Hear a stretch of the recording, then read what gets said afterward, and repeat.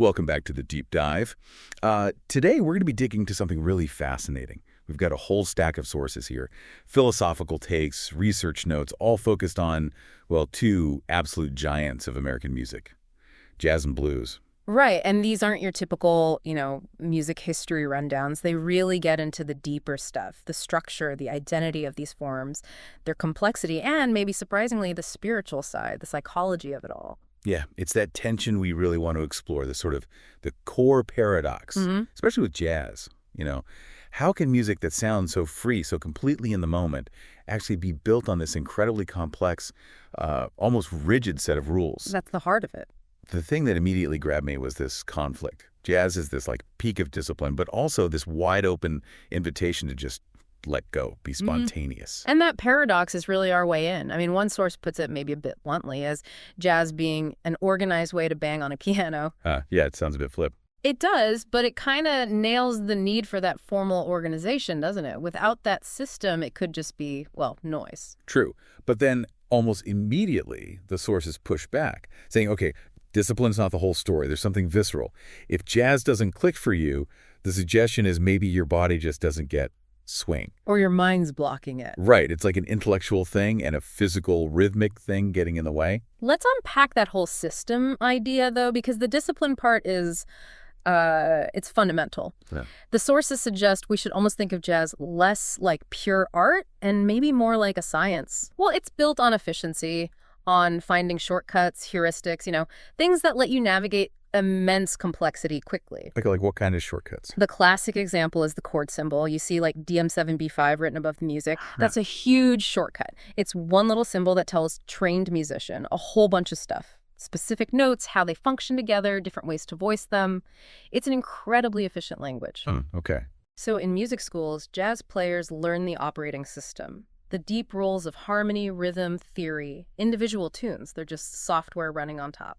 That completely changes how you think about learning it. Okay. It's not just song after song. It's mastering the code underneath. Precisely. And what's so cool is how that very structure enables the creativity. The strength of jazz, like any really solid idea, is that you can twist it, expand it, transform it, but it still keeps its core blueprint, the basic chords, the melody. Right. So improvisation isn't just random notes. It's taking those set structures, using your developed skills, your chops in rhythm, harmony, melody, and creating organized sound right there on the spot that fits that structure in a way the listener's brain can follow. So the main melody you start with, that's like the anchor, the basic instruction. That's the definition, yeah. The simple instructions. And everything else grows around that core. Okay, but that brings us to this idea of the freedom trap. The sources argue that this idea of absolute freedom in jazz, it doesn't really exist. It's an oxymoron. Because as soon as you break a boundary, you inevitably create a new one, right? Exactly. And that's how genres actually form. Look at the jazz avant-garde. They tried to smash the whole tonal system, break all the old rules. But they didn't end up with pure chaos. No. They ended up creating their own new set of rules, their own very specific grid. It comes back to what Charles Mingus supposedly said: you need something to improvise on. You can't just improvise on nothing. You need that map, even if you're going way off-road. So that something in jazz, it's nearly always about the harmony, isn't it? Overwhelmingly, yes. That leads us nicely into the internal workings. Jazz is often described as fundamentally harmonic, obsessed with chords. Making it a vertical phenomenon. Yeah, vertical meaning it's focused on the stack of notes played at the same time, the chord. That harmony dictates the flow, even when the chords aren't explicitly spelled out. They're implied by the melody lines moving against each other. But it's flexible too, right? It can shift. Totally. It can flip and become completely linear or horizontal. Think scales, modes, where the melody lines running alongside each other suggest the harmony rather than being dictated by it. And isn't that horizontal thing partly why Coltrane is seen as a bridge to rock music? That's a key connection mentioned, yeah. Rock, especially early on, is much more about melody and scales horizontal than complex stacked chords, the vertical stuff. Coltrane's modal period, where he'd stay on one chord or scale for ages, really emphasized that melodic exploration. Okay, connecting the structure stuff to bigger ideas. There's a pretty deep analogy in the sources about human free will. How does that work? It's quite an elegant parallel, actually. The idea is that our free will is sort of like playing jazz. You're improvising over a set of changes, the underlying chord progression. The structure of reality? Physics. morality. Something like that, yeah. The given circumstances you can't alter. But, and this is the key part, you can't actually change the changes. You're free to play pretty much anything you want, any note, within that given harmonic context. Huh. So freedom isn't changing the rules, it's how cleverly you work within them. Doesn't that feel a bit like just complying? Well, think of it maybe like chess. You have countless possible moves. That's your improvisation. Okay. But you can't just decide your knight is going to move like a rook. That would be changing the changes. You master the game by working brilliantly within its constraints. So jazz, in this philosophical view, was seen as a kind of model for managing free will, showing how you can achieve incredible creativity and mastery without descending into total anarchy. And that creativity, there's a link made to Daddyism, something about the steel in jazz. Yeah, the idea of inheritance of meaning. Dada artists often took existing objects, found art, and recontextualized them. Right. The steel in jazz, quoting another tune, borrowing a lick, it's kind of similar. It's a clever nod, inheriting the history or meaning of that original phrase, but making it new in your own improvisation. It's acknowledging the past while you innovate. Okay, so jazz is clearly about this deep intellectual system, these complex rules. Let's pivot hard now. Let's talk about the blues. The sources set it up as almost the complete opposite, right? A necessary counterpoint, yeah. It flips the script entirely, both in terms of rules and the mental state it aims for.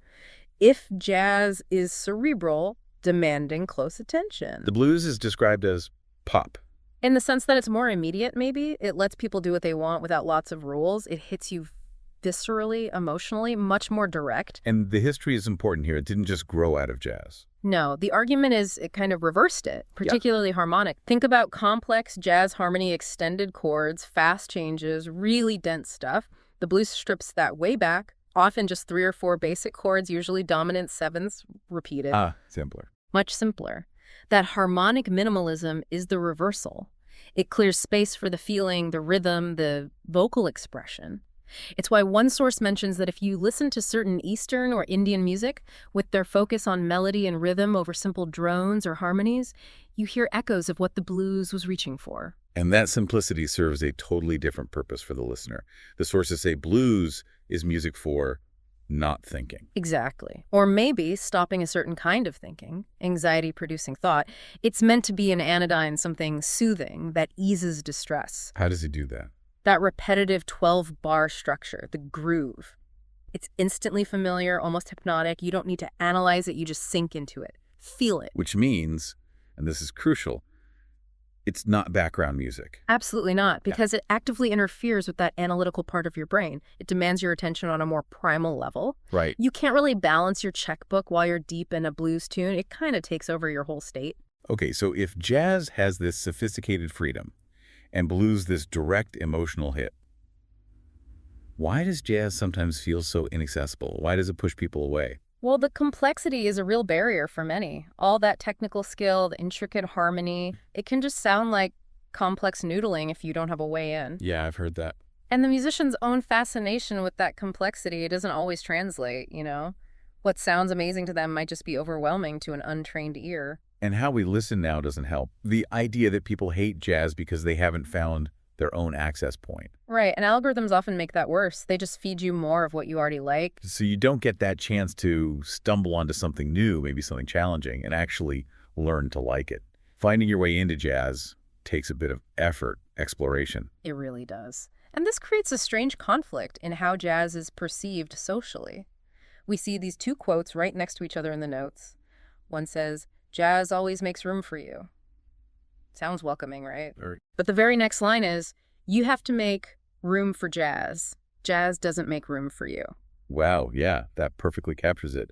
The gap between the intention, maybe, and the listener's required effort. And it gets misused, too. How often is jazz just wallpaper? Interior decor in restaurants or lobbies? Yeah, for that instant sophisticated vibe. Exactly. But the music itself is often incredibly introspective, requires real mental focus, celebratory, as one source puts it, not just celebratory background noise. And did that sort of perception help cement its status, making it seem elite intellectual? Probably played a part, yeah. Once it got embedded in that urban, sophisticated setting, it secured its place in American culture, maybe alongside things like, I don't know,